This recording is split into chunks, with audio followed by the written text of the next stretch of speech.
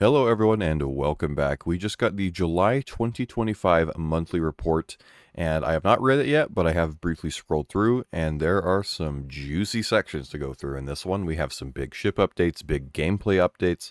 We're going to go through basically all of it in this video and break down a lot of it. So if you want to see what's been happening for the development of Star Citizen over the last month or so, then let's go ahead and get into it. All right, so first things first, a little introduction. With last month's patch launching and a new one fast approaching, no Star Citizen dev has been short of things to do. Read on for all the latest development updates from each team, including AI, ships, core gameplay, narrative, and VFX. We'll start with AI content. July saw the AI content team continue the ongoing initiatives mentioned in recent monthly reports, including the push on new combat wildline sets, which will be completed following some integration work. The team also revisited shop behaviors to look for new opportunities to make the population feel more interactive. For example, leveraging the recent behavior found in medical stations, where NPCs voice their concerns about the regen crisis, to add even more lore and flavor. AI Tech also planned for several of their upcoming releases, outlined the required work, and highlighting potential obstacles they will need support to overcome in order to deliver the intended experience. Alongside this, the team continued to support the mission and design teams in implementing additional comms calls into the game. So, not a ton new in that section, but they're looking at adding some more vibrance, I guess, to kind of NPC shop behaviors and preparing for more stuff for their upcoming releases. Probably some more mission giver stuff, the little comms calls you get, and all that sort of good stuff. Next, we have AI features. In July, the AI features team continued to develop new creatures plural, including prototype gameplay for a boss fight. That's interesting. As part of this, new tech was created that makes this process faster and more iterative, providing a better toolkit for the designers by compartmentalizing behaviors and making them more data-driven. For human combat, the team fixed numerous smaller bugs and issues. They also added various polish features, including a close-range shove attack that allows the AI to respond rapidly to the player or other NPCs getting too close. AI features then continued to tweak, refine, and bug fix perception and investigation when used by group behaviors. Group perception time is now used to determine how long a target has been out of range rather than the individuals. The time before they time out, go into investigation, and return to idle was reduced too. Progress was also made on the AI weapon interface and dynamic condition weapons. For example, when weapons changed from rapid fire to single fire when overheating. The team also prototyped tech for AI bounding overwatch, which relates to NPCs coordinating to traverse cover when moving to a new area. This required changes to the TPS system to enable AI to find cover positions near paths. So they're working on at least 2 new creatures, from that being plural, including something being a prototype gameplay for a boss fight. I don't know if that would be like a human boss, maybe like an NPC in a Atlas ICT or something, or a larger creature that you have to face. So we'll have to see on that. And then continuing to refine and upgrade the capabilities of NPCs in FPS combat. I have definitely noticed a lot of improvements over the last several patches, and it continues to get better and better. So I'm sure we'll just continue to see improvements like that and little changes. And when they note about the NPCs being able to note between when the weapon changes from rapid to single fire or overheating, I think that probably has to do with there are some NPCs in the new Onyx facilities that have Volt weapons. I've seen the Volt rifle. Actually, I think all of them: Volt rifle, SMG, shotgun, sniper. Even a lot of NPCs have the Volt pistol as a sidearm. So having that additional feature set for the AI to differentiate between those weapon states is probably pretty helpful. Next, we have AI Game Intelligence Development Team. In July, The game intelligence development team continued to work on the prototype for mission system V2. This involved moving node states in the graph and reflecting them in copy, paste, and undo. The streaming profiler was also elaborated on. The entity component update scheduler is a core system that determines what's in range and provides the fundamental proximity information for all streaming decisions. Furthermore, visual prototypes were developed for the density profiler, which pre-visualizes large scenes when there are too many entities. It includes a choice of pixel level and or volume level to quickly identify problematic areas. The team also continued to fix various small bugs and worked on features requested and suggested by the game designers to improve StarScript. So that section's always a little bit more technical. So I'm sure it's stuff related to helping the AI function better, move around locations better, and all that sort of stuff. So if you understand that, I guess if you understand the technical stuff that's in there a little bit better, you'll probably have a little bit better idea of what's going on there. But that is the update from the game intelligence development team. Now we have AI Tech. AI Tech began the month improving navigation. For example, they fixed island connections for the planetary navigation mesh and made link improvements to navigation types and metrics. Flags can now be added to navigation cost areas to prevent NPCs from stopping within them, while updates to the tactical point system prevent points from generating in areas where NPCs are not allowed to stop. For ship AI, updates were made to various movement blocks following the addition of new features, with a new flight movement request type was implemented to blend ship movement into splines. Optimizations were also made to the vision components, such as preventing lock contention when submitting or canceling raycasts. For tools, the team added support for dragging and dropping multiple items into StarScript's outline view. They also added display platforms and layer names as part of the variable type in outline view, and made improvements to the conversations view. New functionality was also added to the flow graph to let designers mark with subsumption global function behaviors are allowed to be used in scripting logic. For the usable builder, support was added for helper geometry and for selecting a usable channel for testing rather than an animation. Usable setup changes are now directly applied to the entity without needing to reload the tool too. Finally, for UI Tech, fixes were AI Tech, I think they just put that in there wrong.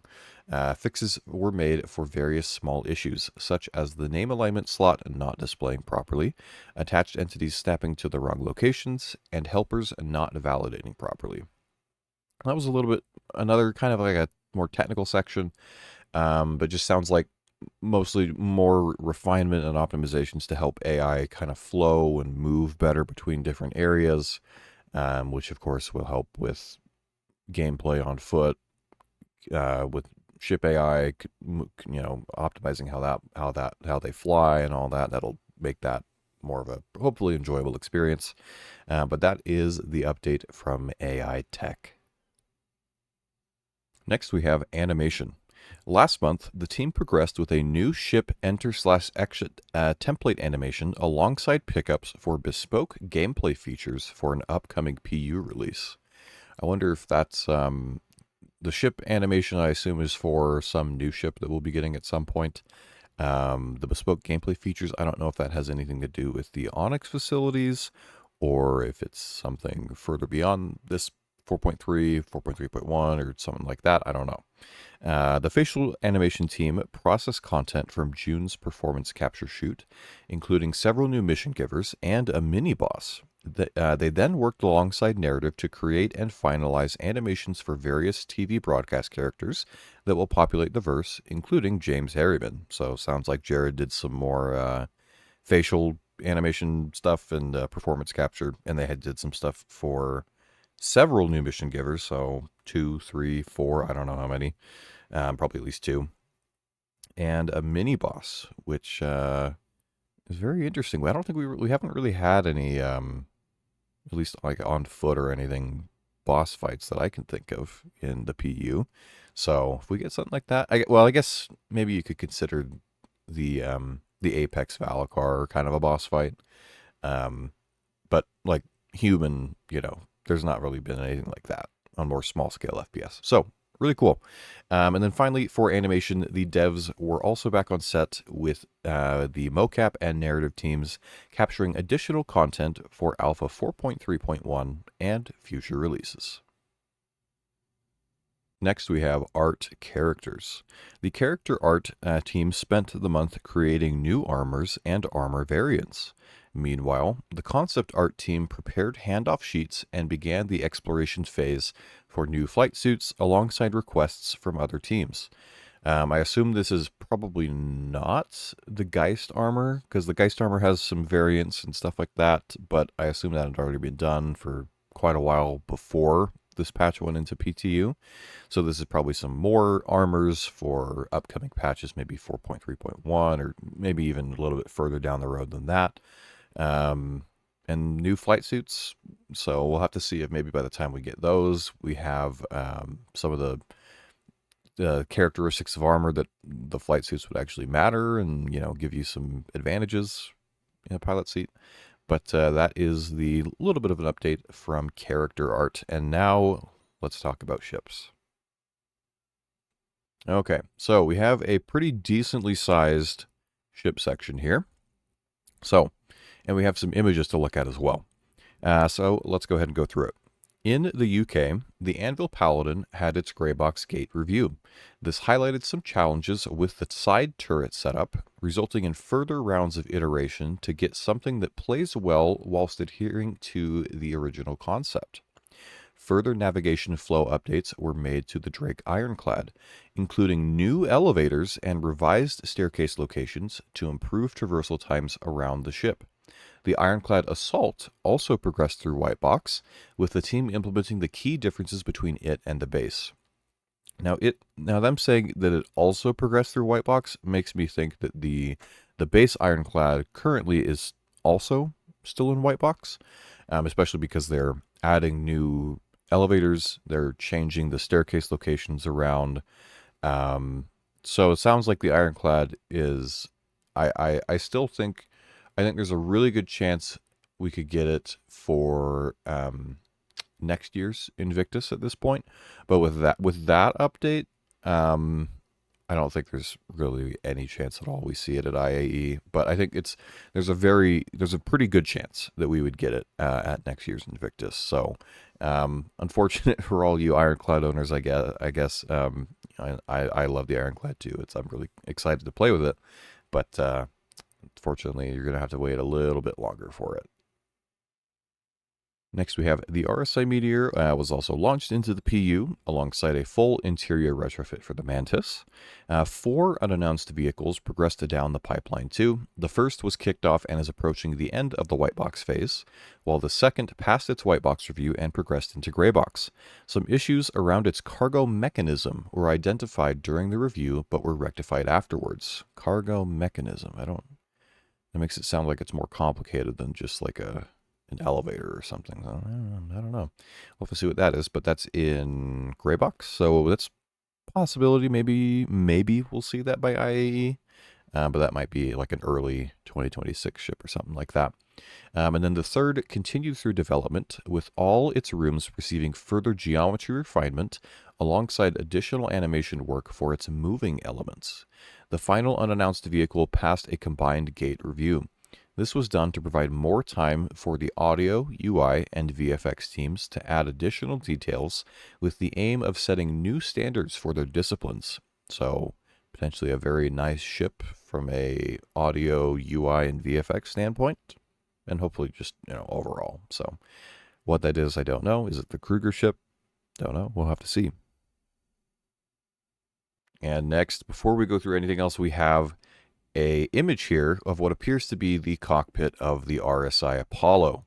And as you can see here, it very much is taking from that Zeus style kit, the RSI civilian kind of themes. We can see the 2 chairs there, pilot, co-pilot. Looks like there are 2 beds further back behind them. I believe they're in the middle of the bridge here is probably just an elevator that goes up and down to the surface. You probably have some minor component access in some of these areas, a little bit of habitation maybe. But I'm pretty sure this front, if I remember correctly, this front little section is generally the whole habitation area for the ship, for the crew. And then further back behind that door is then when you get into the medical area. So all I can say is it looks really, really good. And I think in just a moment here, we'll actually have a actual update on where the Apollo is. But let me know if you're excited for the Apollo, if you're looking forward to getting your hands on it, probably by IAE, maybe CitizenCon, I would expect. But let's go ahead and go on further. In North America, the RSI Apollo Medevac and Triage passed their LOD 0 reviews and are now in the final stages, with damage setup, paints, and LOD levels being created. So it sounds like they're really close to being done. So like I said, I don't think they'll release them as a patch ship. I think it's much more likely we either get it as like a surprise release for maybe CitizenCon Direct in early October, or that we see it at IAE in November. But let me know what you think in the comments. Do you think we'll get it sooner than that, later than that? I don't know. If you have any thoughts on it, make sure to drop it down below. Okay. And now we have an update on the RSI Perseus. First, there's one image here. This is, I think, really the first image we've got of the ship. And holy smokes, does it look good. A couple things to point out from this image. We have a very dark, kind of dark gray theme to the paint job here. I feel like it looks a little bit darker than the concept images, and there's some really interesting things. I think on this top section we're looking at, you might be able to see there's a little area here that says airlock, and it looks kind of like a door panel that can slide up and away. So that kind of makes me think there's been some outer, not like a docking collar, but like some sort of EVA access to the top little deck here that's been added. I don't think that was ever there previously. There are also some little kind of openings to the right of that airlock that look like they could potentially be windows or portholes outside. So very interesting little details there.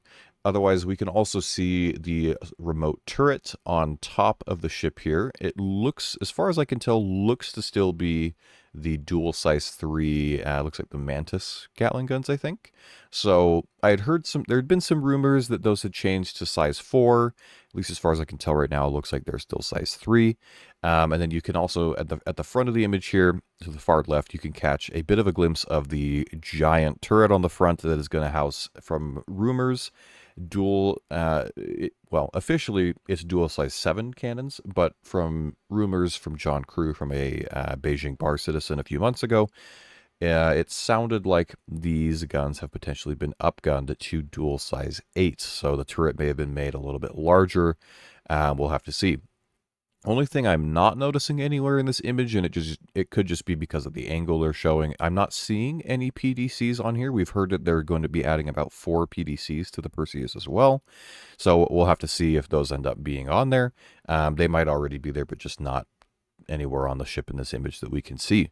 But it looks incredible. I am so excited for this ship, and I am very much looking forward to it. And then I think we have, just below, we have another, I think there's another image and some more updates for the Perseus. So now let's take a look at that.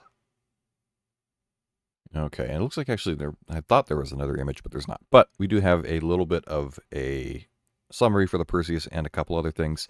The RSA Perseus progressed into the LOD 0 phase. The exterior is now receiving the fine detail work to visually bring it in line with other RSI ships. Okay. And then finally, for the ship section, the Drake Kraken had further pre-production work done. This identified more areas where kits from the Ironclad will help speed up production, as well as some more challenging internal areas that require updated concept time, such as engineering and the recently added small medical facility. So there you have it. If you're a Kraken owner or want to be a Kraken owner, I know that was something that they talked about adding, and it sounds like they have already put that into the new concept. So that's continuing to get updated, and they're updating other areas for the ship. And then as far as we know, it'll go into full production later this year. So really, really nice update to see there. All right, next we have the community section. Typically, I don't really go through this much. There's not typically too much here. They did some stuff for CitizenCon Direct, the Foundation Festival. They put out the new referral program, and just a few other things like that. So nothing too crazy from the community section. There's bar citizens and all that sort of stuff. But now we get to core gameplay, and this section, I know that I think last month's report was really pretty small for this, but there is a much larger section this time around. So hopefully we have an update on engineering and stuff like that. So let's go ahead and go through it. Core gameplay. Throughout July, the core gameplay teams focused on freight elevators, providing fixes for critical issues raised during the Resource Drive event, while also improving the debugging tools alongside the QA team. This will ensure that future issues can be triaged faster with more initial information for investigation. Work was also done alongside online technology on contract generation and how missions utilize locations, both in terms of finding and reserving to prevent them from becoming overrun. Immediate fixes were implemented and several future improvements were planned. Core gameplay also improved the spawning flow to allow for another attempt of players spawning directly into their personal hangars instead of their home location hab. This work also paves the way for allowing players to spawn where they were within reason. Core gameplay began technical work towards refreshing parts of the inventory and continued bug fixing for freight elevators. Hopefully we get some inventory updates sooner rather than later. For crafting, the team continued reevaluated the scope for the first public release. What? The scope for the first public release. Oh, okay. So like what they want to include, I guess, probably as part of that first public release. While the inventory UI concept shown recently on Star Citizen Live entered development, with the team doing preparation work and setting up the new canvas. Okay. For hacking, more options were added to help teach players how to use the feature alongside bug fixing. Core gameplay also supported weapon content in implementing a bespoke flap animation used during the charge-up sequence of the Volt sniper weapon. I have played around with that gun quite a bit now in the P2, and the animations on it are really nice, so it definitely looks really good. We have an engineering update.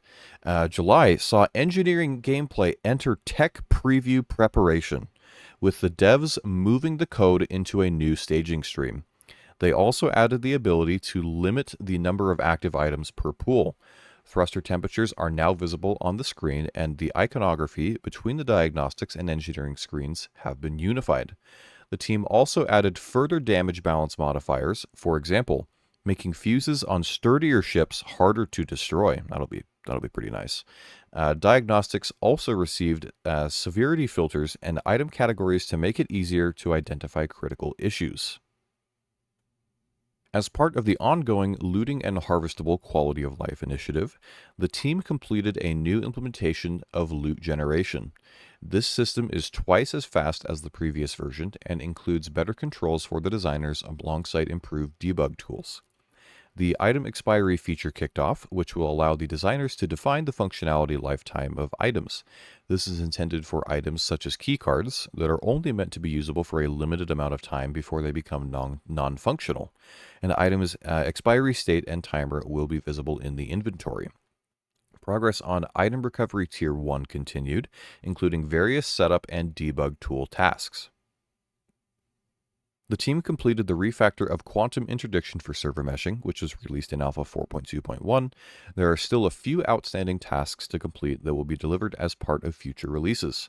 The team also continued work on the flight system. For example, Control Surfaces fly-by-wire system was finished, which will feed pilot commands to IFCS to correctly adjust control surfaces in atmosphere, much like a modern fighter jet would. This also included the implementation of auto-trimming and various bugs that came out of playtesting. For quantum travel, the team continued working on the implementation of new mechanics. FPS radar and scanning saw additional progress through July, with further improvements allowing the designers to define custom scan data. AI can now react to being scanned and respond accordingly. Players will also be able to identify if enemy NPCs have a radar equipped and could perceive the player scanning. The ongoing transport refactor continued with additional work for dynamic destinations such as instanced hangars. Core gameplay also supported the content teams in delivering the recent resource drive and escort missions. For the upcoming August release, core gameplay worked with the content teams to expose more controls for item rewards. Additional support for the mechanics for an upcoming creature was also provided. The team then invested time in addressing critical issues preventing the usage of drop-off lockers that are required for an upcoming set of missions. Various bugs, edge cases, and exploits were also addressed. All right, so a really good gameplay update. So basically, as a summary, lots of little things being worked on. The big things is going to be engineering gameplay has entered its tech preview preparation in July. So I wouldn't be surprised if in the next couple of weeks here we get that tech preview channel for engineering. I'm hoping at sometime in maybe the next 2 or 3 weeks. We'll have to see. So that's a big thing. There was the update on FPS radar, update on the control surfaces system that apparently it says it's finished. But yeah, lots of really good updates from gameplay. Let me know, what are you most excited about from this section? Are you most looking forward to engineering, FPS scanning, control surfaces, anything else that we talked about in this section? Make sure to let me know what you're looking forward to the most down in the comments. Okay, so next we have the economy section. The economy team is currently analyzing their recent community poll. We would like to thank everybody for the extremely useful feedback that you provided. Your answers will help us better prioritize our focus for the next few months. They also reviewed engagement metrics for the new content introduced this year, with the aim of balancing it in a way that's both fun and fair. As an ongoing effort to make the game more accessible, the team are adding the ammunition used by most FPS weapons to a significant number of shops. Now, players should be able to find the ammo for their favorite weapons more easily. However, ammo for the more special weapons will remain exclusive. So if you like using, like, a lot of the time, using like a Karna rifle in Pyro is pretty difficult because there's only like a couple places you can get the ammo at unless you're getting it off NPCs. So you should be able to hopefully buy that in more places now. But things like the grenade launcher, railgun, missile launcher, those things will probably have more limited ammo accessibility. Or no ammo accessibility at some places. Now we have mission design.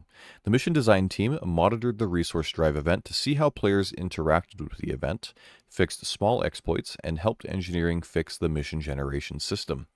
They then looked at old locations that weren't included in the Alpha 4.0 refactor and therefore don't currently have missions. Once complete, players will see existing combat missions begin to target some of these locations. Alongside this, the team supported Alpha 4.3 deliverables by creating missions that encourage players to engage with the new content. Wicklow also received new missions and new cosmetics. Balancing tweaks were made, and work began on the Accept Mission in World system. So that'd be a system where you can, like, go up to someone and they give you a mission, I assume, and you can accept it there, and you don't have to go into the Moby Glass. That'd be really cool. So hopefully that gets in sooner rather than later. Now we have an update from the narrative team. Last month, the narrative team were deeply involved in getting the upcoming Alpha 4.3 patch ready for release by refining and tweaking mission text, objectives, UI screens, and branding to deliver a cohesive narrative experience at the new location. The team also had a performance capture session that covered content for several upcoming patches. Narrative have been doing smaller and more frequent capture sessions this year to better match the cadence and needs of this release cycle. Additionally, the team crafted mission text and placeholder scripts for several gameplay scenarios that will be introduced later this year.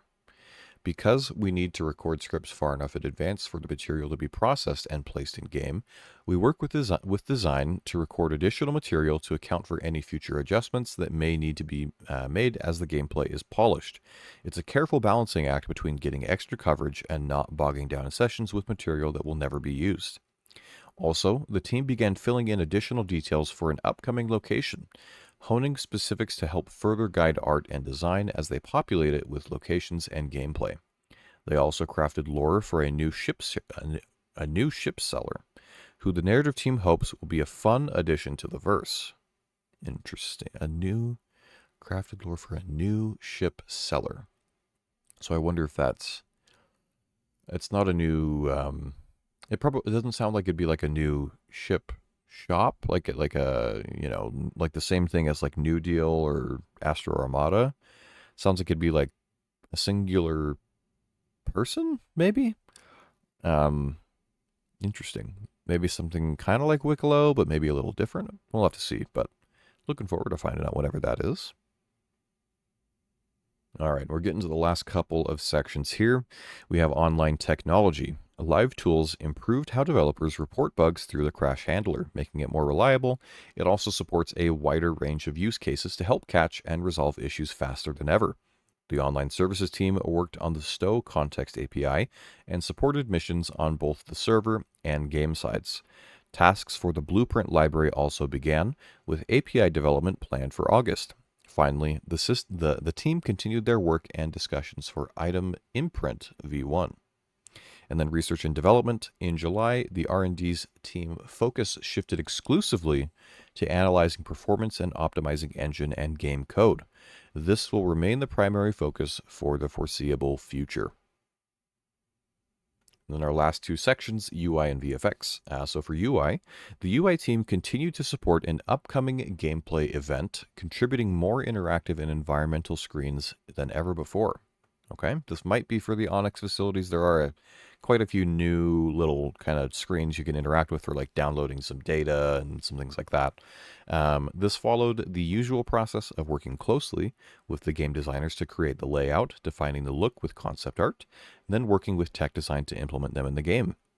The devs also started work on the inventory UI that was revealed in the Star Citizen live episode, Earning in the Verse. Ooh. So they've started on it. They started on the new UI. I don't know if we'll get that this year, but the sooner we can get that, the better. They say it's a complex UI that covers several things for future gameplay, so we'll be working on it for a while. Okay, so it'll be a while. And then finally, the team created the dashboard and MFD UI for an upcoming vehicle, which has several unique visual features. The dashboard and MFD UI. Several... Could it be the Kruger ship, and the Kruger gets its own, unique little UI? Maybe. What else would it be? I don't know.